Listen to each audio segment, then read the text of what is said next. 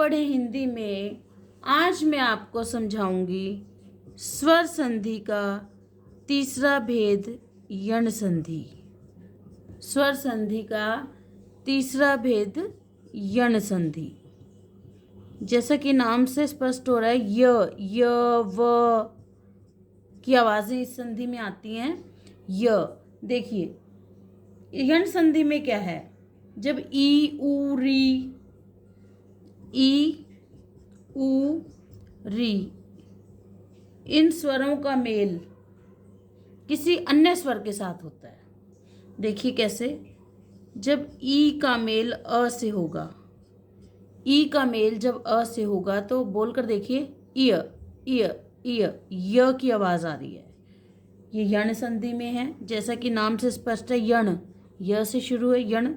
देखिए अब है ई को ऊ से मिलाएंगे, ई को ऊ से मिलाएंगे, यू यू यू की आवाज़ आ रही है। अब देखिए ई को ए से मिलाएंगे, ये की आवाज़ आ रही है। तो देखिए उदाहरण से देखेंगे हम, उदाहरण समझाती हूँ आपको इनके में। अति जमा अंत, देखिए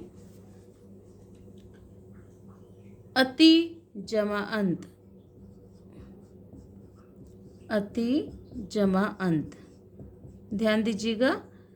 देखिए ये ती में जो है ई है, ई स्वर है, और अंत में अ।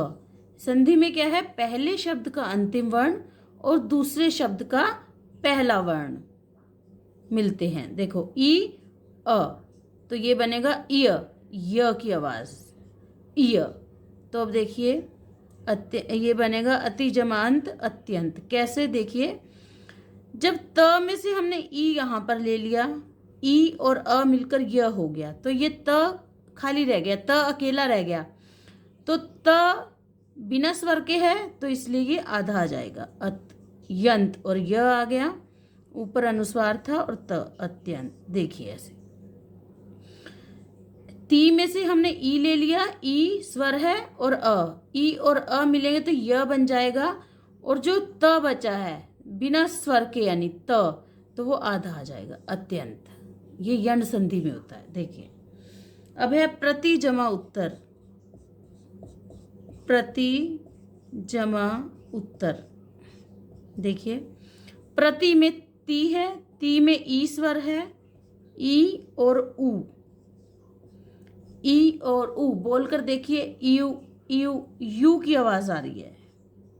अब देखिए यू की आवाज़ आई, प्रति में हमने प्र ऐसे ही लिख लिया, प्र। अब ती में से ई और ऊ मिलकर यू बन गया, तो त अकेला रह गया, बिना स्वर के रह गया, तो ये आधा आ जाएगा, य त आधा आ गया, बिना स्वर के है, और यू आ गया, और तर, प्रत्युत्तर। इस तरह से बनेगा ये शब्द प्रत्युत्तर, प्रति जमा उत्तर, प्रत्युत्तर। अब और उदाहरण देखिए, प्रति जमा एक, प्रति जमा एक। देखिए ती में क्या है, ई स्वर है और ए, इनको मिलाएंगे ये की आवाज़ बनी है। देखिए ये की आवाज़। अब प्र हमने ऐसे लिख लिया, प्र। अब देखिए त में से ई और ए मिलकर ये बन गया, यहाँ पर त अकेला रह गया यानी बिना स्वर के रह गया, तो ये आधा बन जाएगा। बिना स्वर के है तो ये आधा लगेगा, त और ये और क, प्रत्येक। देखिए इस तरह से। और समझाती हूँ मैं आगे आपको।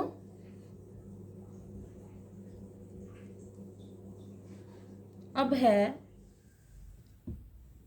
ऊ या ऊ को जब हम अ में मिलाएंगे तो देखिए उ व की आवाज़ बनेगी, और जब ऊ या ऊ को आ में मिलाएंगे तो उआ वा की आवाज़ बनेगी।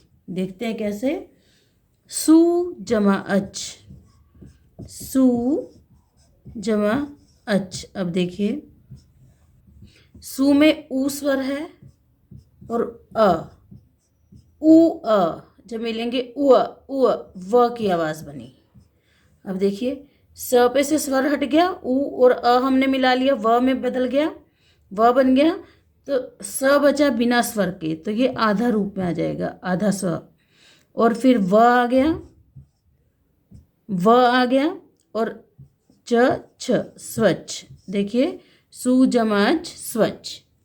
अब देखिए सु जमा आगत, सु जमा आगत। देखिए सु में क्या है, ऊ स्वर है, ऊ और आ, यहाँ पर आ है, ऊ और आ मिलेंगे तो उआ उआ वा की आवाज बनी है।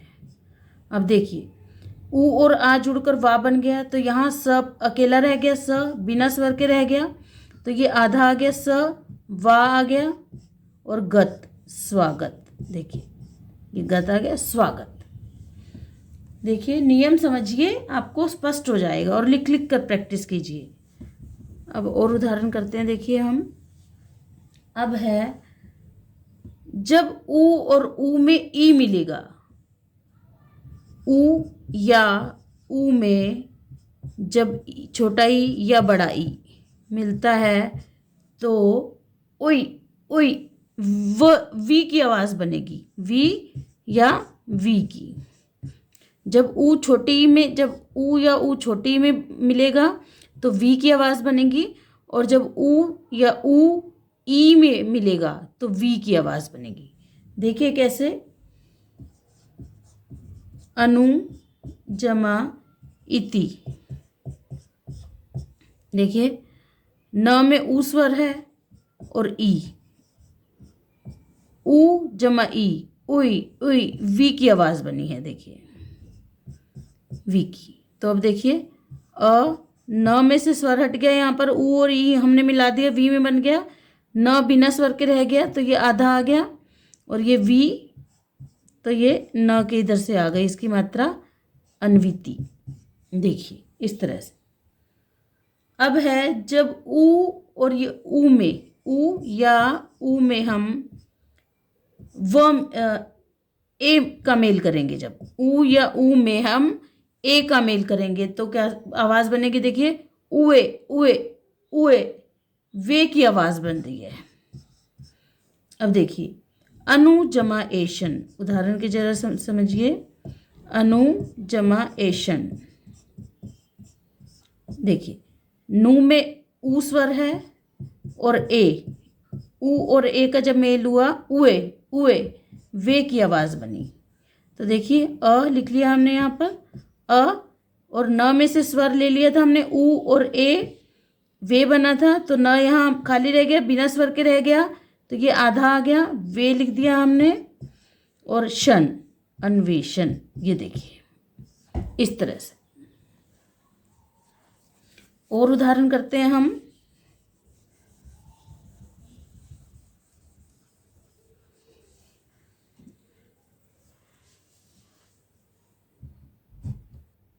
देखिए जब पहला स्वर री हो और उसमें कोई दूसरा स्वर मिलाया जाता है तो वह र में परिवर्तित हो जाएगा।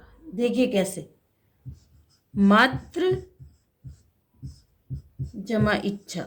ध्यान दीजिएगा, मात्र जमा इच्छा। देखिए त में क्या है, री है, यहाँ पे त में री लगा हुआ है, और ई, री में जब ई मिलाया री, तो ये री में परिवर्तित हो गया, री। अब देखिए कैसे, ये हमने ऐसे लिख लिया, माँ मातृइच्छा, तो यहाँ पे री ले लिया हमने, यहाँ पर री की मात्रा लगी हुई है त में, यानी री स्वर है, री और ई, तो री में बदल गया ये, यहाँ त रह गया बिना स्वर के, त में जब री मिलेगा त्रि, संयुक्त व्यंजन बन जाएगा। देखो त में जब री मिलेगा तो वो त्रि बन गया, मातृ, और ये आधा च और छ आ गया, मातृच्छा।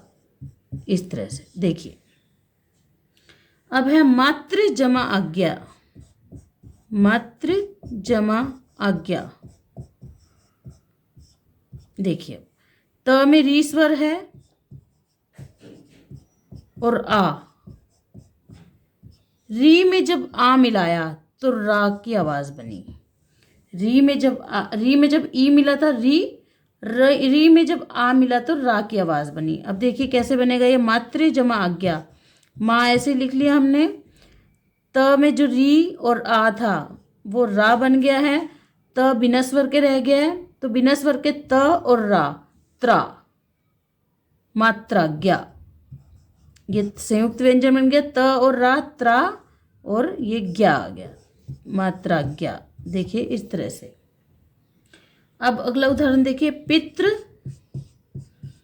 पितृ जमा अनुमति।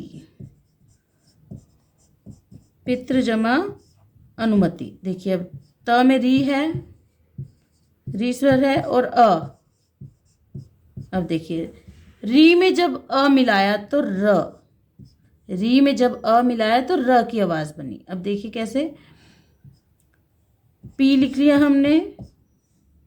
त में से री स्वर और अ मिलाया था तो र बना था। त बिना स्वर के रह गया। त और र जब मिलेंगे त्र बन जाएगा। त और र जब मिलेंगे तो त्र हो जाएगा। तो ये नुमति फिर आगे आ गया, पितृ नुमति। ये संयुक्त व्यंजन बन गया यहाँ पर। त बिना स्वर के और र मिलकर त्र बन गया, पितृ नुमति। देखिए इस तरह से। तो ये यण संधि में य, यू, ये, व, वा, वी, वे और ये जो री, र, रा, ये आवाज़ें होती हैं। तो आप जितना लिख लिख के प्रैक्टिस करेंगे आपको उतना ही स्पष्ट हो जाएगा। ओके बेटा, आपका दिन शुभ हो।